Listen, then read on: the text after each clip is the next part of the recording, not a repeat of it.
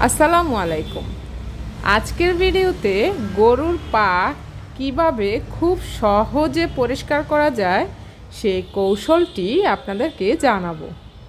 তাহলে চলুন দেখে নেই কিভাবে খুব সহজে আপনি এই গরুর পা কিংবা গরুর খুরা পরিষ্কার করতে পারবেন।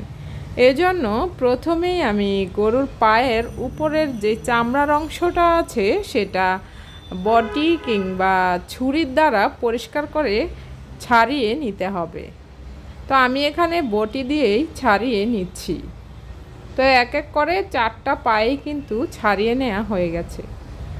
এখন আমি চলে যাচ্ছি চুলায়, কারণ পায়ের এই খুরার অংশটা পরিষ্কার করা অনেকটাই ঝামেলা।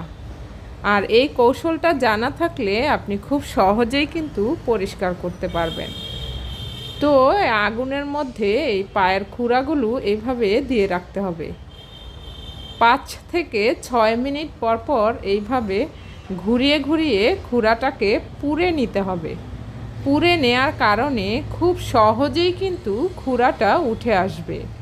তো আমি এইভাবে ঘুরিয়ে ঘুরিয়ে চারপাশেই খুরাটাকে পুড়ে নিচ্ছি। তো পুড়ে নেওয়া হয়ে গেছে। এখন আমি এই খুরাটা দেখুন স্ক্রিনে কিভাবে খুব সহজেই উঠে আসছে। তো এইভাবে দায়ের পিছন সাইড দিয়ে এইভাবে হালকাভাবে বাড়ি মারলে দেখুন খুলে আসছে। খুব সহজেই কিন্তু খুলে যায়।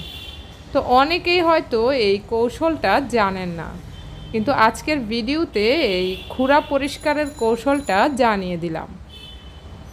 দেখুন খুব সহজেই কিন্তু পরিষ্কার হয়ে গেছে। তো এক এক করে আমি 4টা খুরাই এভাবে উঠিয়ে নিয়েছি। এখন আমি এই পাগুলো খুব ভালোভাবে পরিষ্কার পানি দিয়ে পরিষ্কার করে নিচ্ছি।